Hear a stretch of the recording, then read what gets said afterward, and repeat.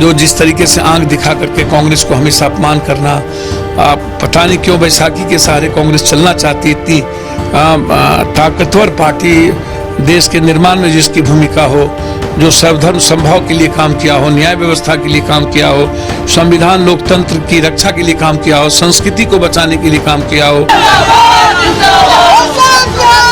यह कहता है कि हमारे घर के लोग दो प्राइम मिनिस्टर को बनाए हैं, हम किंग मेकर हैं, तो बिहार बना लेते किंग मेकर थे, तो आज क्यों इस तरह के हालात हैं?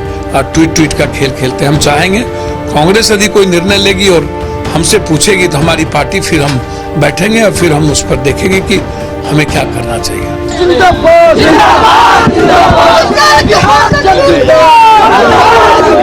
अस्पतालों में हम जा रहे थे, सिलेंडर पहुंचा रहे थे, रेमडेसिविर पहुंचा रहे थे, जब हम वेंटिलेटर पहुंचा रहे थे तब आप हमको जबरदस्ती गले में मोड़ दिया। आपने हमारी जिंदगी तबाह कर दी। क्यों?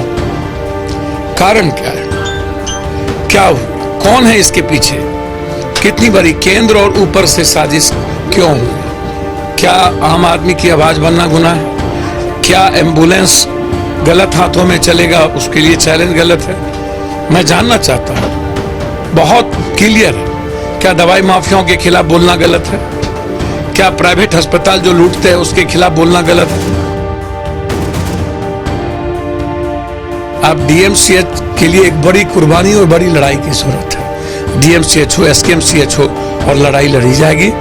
व्यवस्था बहुत अच्छे नहीं है, हालात बुरे हैं। जब मेरी ये परिस्थिति है, हमें दवाई खरीद के यहाँ खाना पड़ा और एम्बुलेंस हमें ले जाने के लिए मौत से भी बदतर मिला, तो आम आदमी की क्या स्थिति होगी ये दुनिया देख।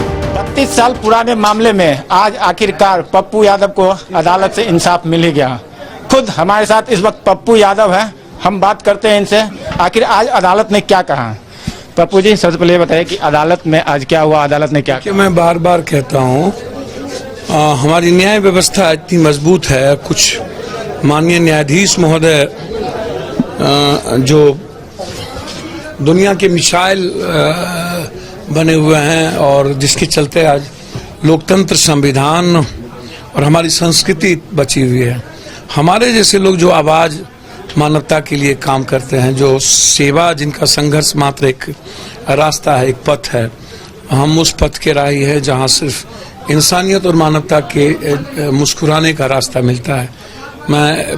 हमारे जैसे लोगों को आवाज बंद करने के लिए आप जबरदस्ती किसी न किसी में बंद कर दीजिए। 5 महीना एक झूठी केस जिसका कोई मलाल नहीं था, जिसमें हम कुछ थे नहीं, जिसका कोई मतलब नहीं था, एक बेल टुट्टी में, जबकि हम समाज के बीच थे, राजनीतिक व्यवस्थाओं के बीच थे, हम लड़ रहे थे, हम लगातार सड़कों पर थे, अगले कोरोना में थे, इस कोरोना में थे, चिमकी बुखार में थे, पटना बाढ़ में थे, शेल्टर हाउस में थे, लगातार हर घटना में थे, और उसके बावजूद आप हमें बताए नहीं। और आप जब हम लगातार शमशानों में लाश पहुंचा रहे थे, अस्पतालों में हम जा रहे थे, सिलेंडर पहुंचा रहे थे, रेमडेसिविर पहुंचा रहे थे, जब हम वेंटिलेटर पहुंचा रहे थे, तब आप हमको जबरदस्ती गले में मोड़ दिया। आपने हमारी जिंदगी तबाह कर दी। क्यों? कारण क्या है? क्या हुई? कौन है इसके पीछे? कितनी बड़ी केंद्र और ऊपर से साजिश क्यों हुई? क्या आम आदमी की आवाज बनना गुनाह है? क्या एम्बुलेंस गलत हाथों में चलेगा उसके लिए चैलेंज गलत है? मैं जानना चाहता हूं। बहुत क्लियर है। क्या दवाई माफियाओं के खिलाफ बोलना गलत है? क्या प्राइवेट अस्पताल जो लूटते हैं उसके खिलाफ बोलना गलत है? क्यों? हम भी जानेंगे ना।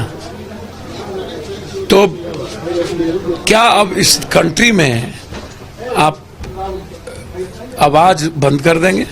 कभी किसानों पर गोली, कभी किसानों की आत्महत्या, कभी किसानों पर जीप चढ़ा देना, कभी राजनीतिक पार्टियों को बैन कर देना।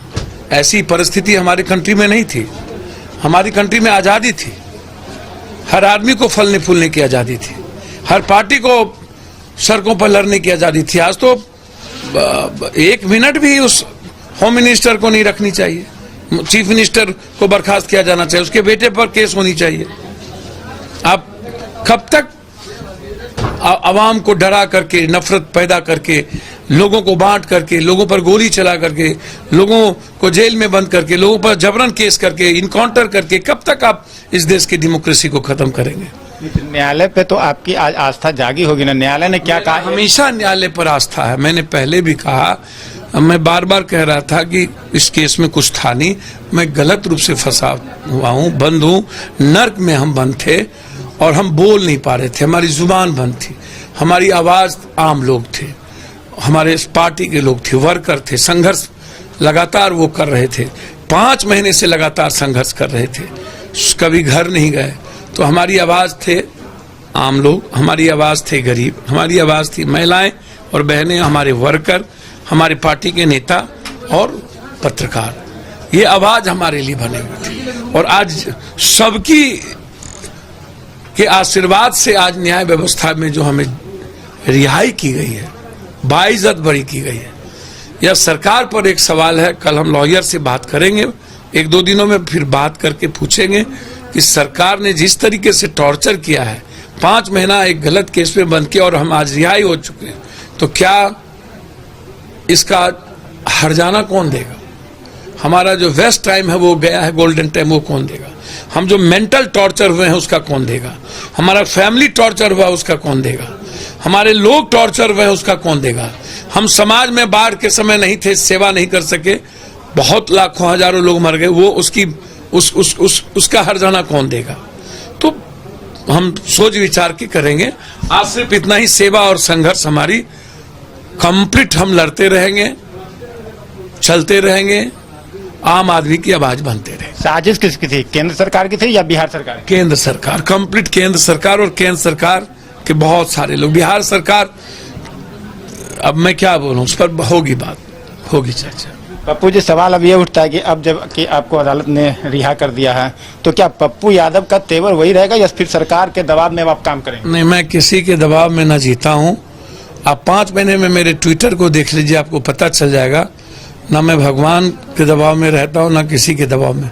मैं भगवान के लिए काम करता हूँ, भगवान का बंदा हूँ, मैं डरता नहीं हूँ, किसी के दबाव में नहीं रहता हूँ। जो सच है सच के साथ रहता हूँ, सच्चाई के पथ पर मैं चलता हूँ। यहाँ रह करके भी हर घर तक अनाज और पैसा पहुँचाया हूँ, हर लोगों तक मदद पहुँचाया हूँ। यहाँ रह करके भी बाढ़ में कैंप खुले हैं, लोगों तक खाने पहुँचे हैं।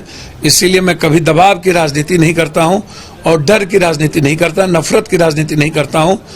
प्रेम हमारा एक बड़ी ताकत है और हम मानवता की सेवा के लिए जाने जाते हैं। सेवा हमारा प्रथम रास्ता है, संघर्ष हमारी एक ताकत है। आज विपक्ष कोई है तो जन अधिकार पार्टी है।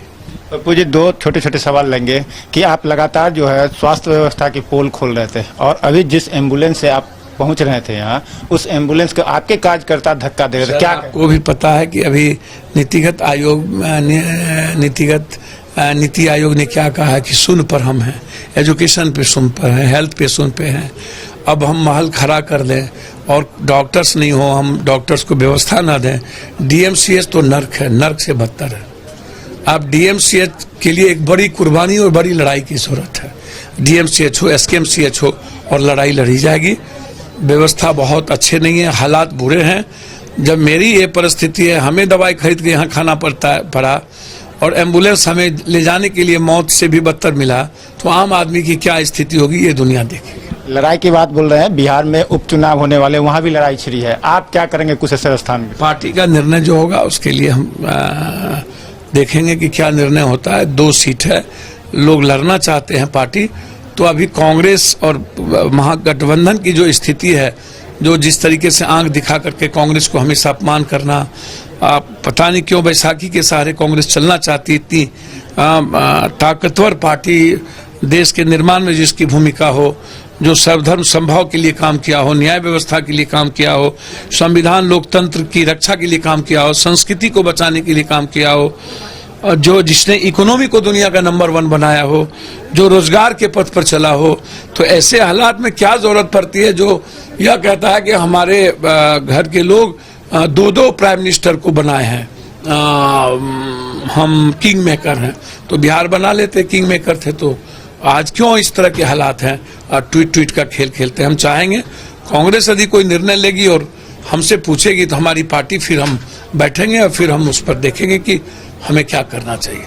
कुछ कहेंगे लालू यादव? नहीं जी नहीं जो नहीं। तो ये थे पप्पू यादव जिन्होंने साफ शब्दों में कहा कि अदालत से उन्हें पूरा इंसाफ मिला है, लेकिन वो किसी भी दबाव में आने वाले वक्त में काम नहीं करेंगे, बल्कि जनता के बीच वो सेवा और समर्पण की भाव से हमेशा उपलब्ध रहेंगे। प्रहलाद कुमार, बिहार तक, दरभंगा।